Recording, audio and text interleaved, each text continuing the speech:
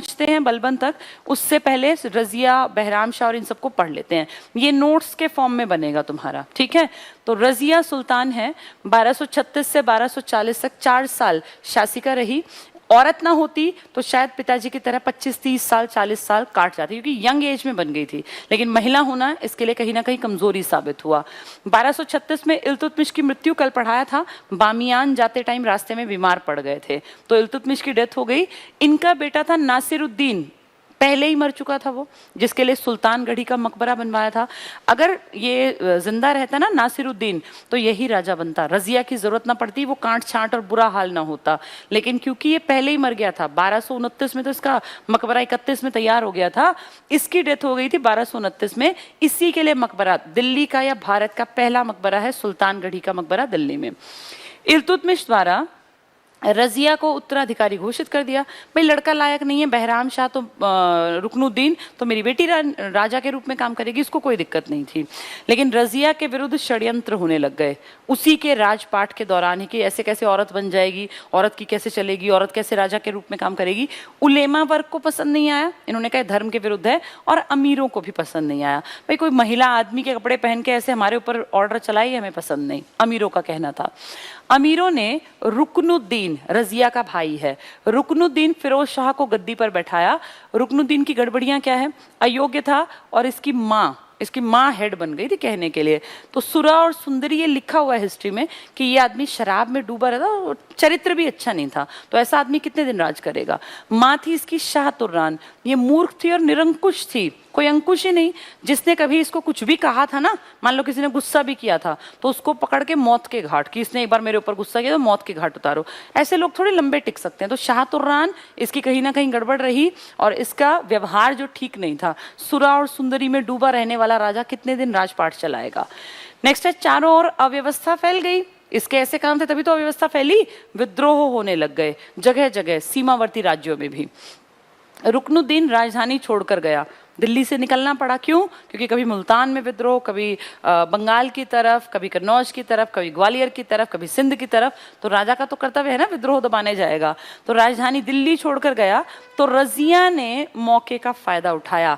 रजिया लाल कपड़े पहन के जनता के सामने आई कि देखो आपने कई महीने हो गए, आपने देख लिया कैसी ये शाह तुर्रान है और कैसा मेरा भाई है। अगर आप चाहते हैं कि आपको इन सबसे मुक्ति मिले तो मेरे पिताजी की इच्छा थी कि मैं शासिका बनूं, और मैं आपको विश्वास दिलाती हूँ कि मैं एक उत्तम शासिका बन के दिखाऊंगी। जनता परेशान थी, दुखी थी, दीन थी। उन्होंने कहा ठीक है भाई, ये ना सही आप आ जाओ, देख लेते हैं, क्या पता हमारा कुछ भला हो जाए। तो रजिया ने मौके का फायदा उठाया, जनता को अपने पक्ष में कर लिया। अब जनता पक्ष में है तो ये किसी का मर्डर भी करेगी तो बुरी नहीं लगेगी, और इसी का फायदा उठाएगी रुकनुद्दीन का मर्डर करके। रुकनुद्दीन की हत्या करवा दी। जब वो लौटा ना दिल्ली वापस तो उसकी हत्या करवा दी। अमीरों प्लस उलेमा वर्ग को रजिया का सुल्तान बनना पसंद नहीं था। क्यों? क्योंकि उलेमा वर्ग का कहना था कि ये शरीयत के अनुसार नहीं है, ये धर्म नहीं कहता कि कोई इनका धर्म कि भाई महिला जो है वो शासिका बने। और अमीरों को क्या दिक्कत कि ये डिसीजन कैसे ले पाएगी, औरतें कैसे ऐसी एक्सट्रोवर्ट हो सकती हैं, वो उतने बढ़िया डिसीजंस नहीं ले सकती हैं। तो दोनों इसके एंटी थे, लेकिन जनता इसके फेवर में थी। रजिया ने गैर तुर्क सरदारों को बड़े पद दिए, इसलिए ज्यादा चिड़े कि ये तो तुर्की जो लोग हैं, तुर्क सरदार, इनकी इंपॉर्टेंस खत्म करवा देगी, ये तो गैर तुर्की को अगर देगी तो फिर हम कहाँ जाएंगे। और इस गैर तुर्की का एग्जाम्पल देखो, लाहौर और मुल्तान के सूबेदारों ने विद्रोह कर दिया कि भाई गैर तुर्की को कैसे इसने हेड बनाया, तो विद्रोह कर दिया। मलिक याकूत, मलिक तो मैंने बताया ना एक उपाधि थी, सिपह सालार मलिक, ये उपाधियां थी। आदमी का नाम है याकूत, इसको बना दिया अमीर ए आखूर, यानी अश्वशाला का प्रधान, घोड़ों की सेना का मुखिया।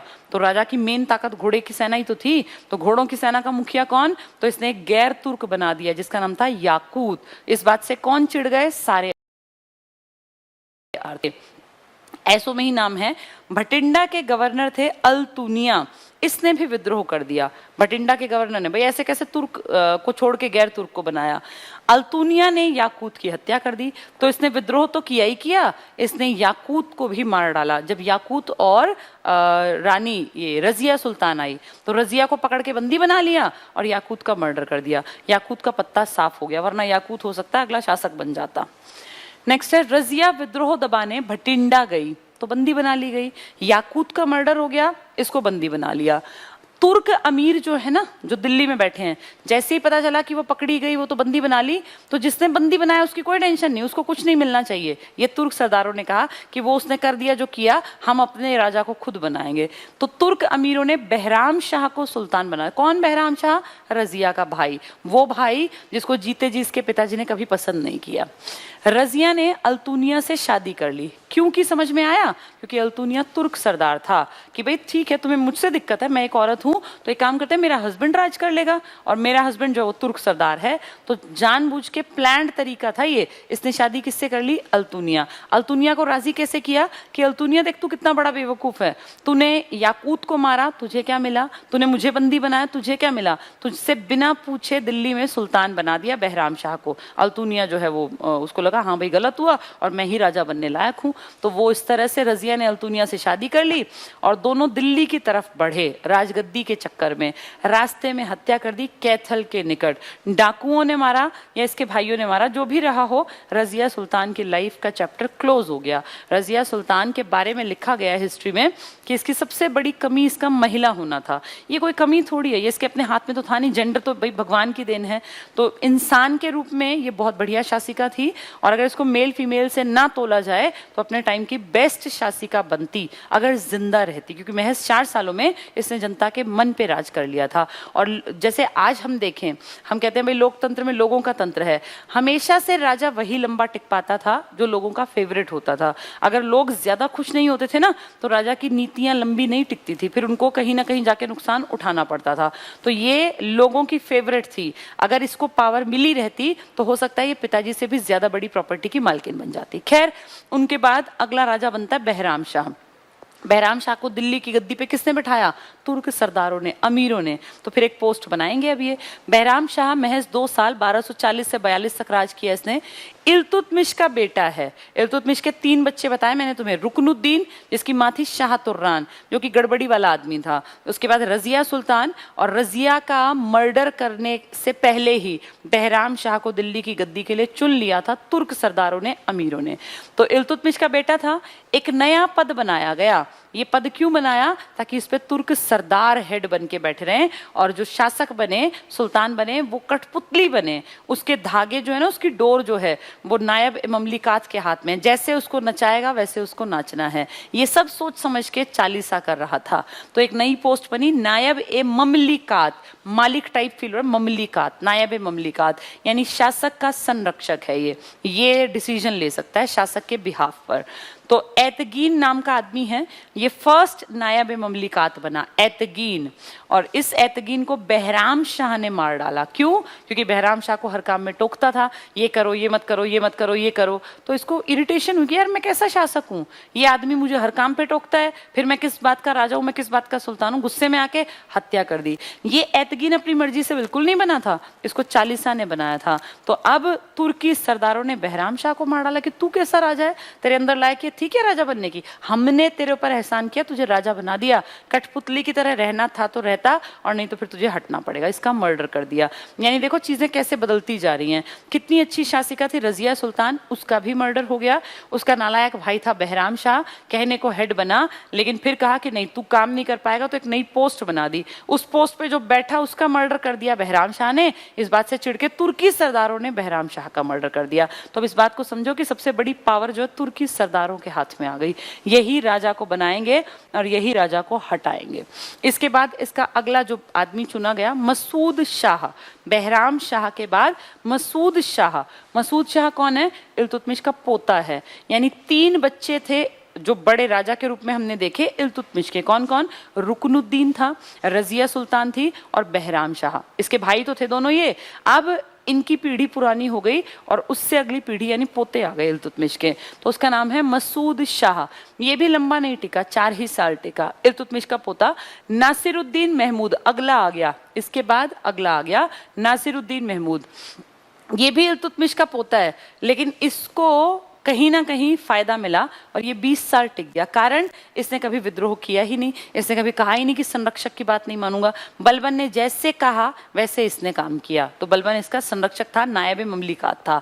नासिरुद्दीन महमूद, ये दो पोते हैं इल्तुतमिश के, मसूद शाह और नासिरुद्दीन महमूद। ये देखो लगभग 20 साल राज कर गया। ये राज क्या कर गया, एक कठपुतली की तरह बैठा रहा और जैसे चाहा बलबन ने वैसे काम किया। इसके समय बलबन शक्तिशाली होने लगा, इनफैक्ट हो गया, सारी ताकत उसी के हाथ में है। इसके ऊपर बुक है, नासिरुद्दीन के ऊपर एक बुक लिखी गई है, तबकात ए नासिरी। ये लिखा गया कि बहुत संत टाइप का अच्छा आदमी था ये। मिनहाज उल सिराज राइटर का नाम है। तो एक किताब जो हमें बताती है ये पूरी कहानियां कि कैसे इसने 20 साल काम किया, बलबन ने क्या किया, कैसे ये संत टाइप का आदमी था और कैसे ये अपनी मर्जी से काम नहीं करता था, जैसा वो चाहता था बलबन वैसे काम करता था। बुक का नाम है तबकात ए नासिरी। नासिरी में देखो नसीरुद्दीन तुम्हें अपने आप दिखेगा। तो तबकात ए नासिरी किसके लिए लिखी किताब है, इस नसीरुद्दीन के लिए। किसने लिखी है, मिनहाज उल सिराज ने। नेक्स्ट देखो, बलबन की पुत्री की शादी नासिरुद्दीन से कर दी। ये बलबन चालाक आदमी है, अपनी बेटी को भी सेटल कर रहा है। तब इसके मन में था कि मैं काफी बूढ़ा हो गया हूँ, कहीं कल को मैं खिसक जाऊं, मर जाऊं, तो कम से कम मेरी बेटी जो है सुल्तान की पत्नी तो कहलाए। तो अपने जीते जी सुल्तान से अपनी बेटी की शादी कर दी। सोचा क्या था और हुआ क्या, सोच रहा था मैं मरूंगा, लेकिन सुल्तान मर गया। सुल्तान मर गया और ये अगले 20 साल के लिए राजा बनेगा। तो बलबन नायब ममलिकात घोषित हो गया कि भाई नासिरुद्दीन को शायद उतना बढ़िया काम करना ना आए, तो बलबन इसका संरक्षक है, नायब ममलिकात है। एतगीन था ना पहला, बहराम शाह के टाइम जिसका मर्डर हुआ था। तो बलबन को उलूग खां की उपाधि दे दी। इसने अपने ससुर को कहा कि आप उलूग खां की उपाधि से नवाजे जाएंगे। जैसे आज भारत रत्न, पद्म विभूषण मिलते हैं ना, ऐसे उस टाइम उलूग खां की उपाधि मिलती थी। बलबन उलूग खां कहलाया। उलूग खां कई हैं लेकिन ये इंपॉर्टेंट है। 1265-66 में नासिरुद्दीन की मृत्यु हो गई। बलबन से काफी यंग था नासिरुद्दीन, क्योंकि ये तो इल्तुतमिश का पोता है, और जबकि बलबन जो था वो तो उसका नौकर था। तो बलबन काफी एज्ड है, उसको मरना था, लेकिन मर कौन गया, ये राजा इल्तुतमिश का पोता नासिरुद्दीन महमूद। इसकी मृत्यु हो गई। बलबन अगला शासक बना, क्योंकि अब उनके खानदान में कोई ताकतवर नहीं था। भाई इल्तुतमिश के बेटे बन के देख लिए, बेटी बन के देख ली, उसके पोते बन के देख लिए, अब कोई बचा ही नहीं ऐसा। तो बलबन ने कहा भाई 20 साल से तो मैं ही काम कर रहा हूँ, अगला शासक मैं ही बनूंगा। तो बन गया शासक। 1266 से 1286 20 साल इसने राजा के रूप में, सुल्तान के रूप में काटे, और पिछले 19-20 साल ये संरक्षक रहा था नासिरुद्दीन महमूद का।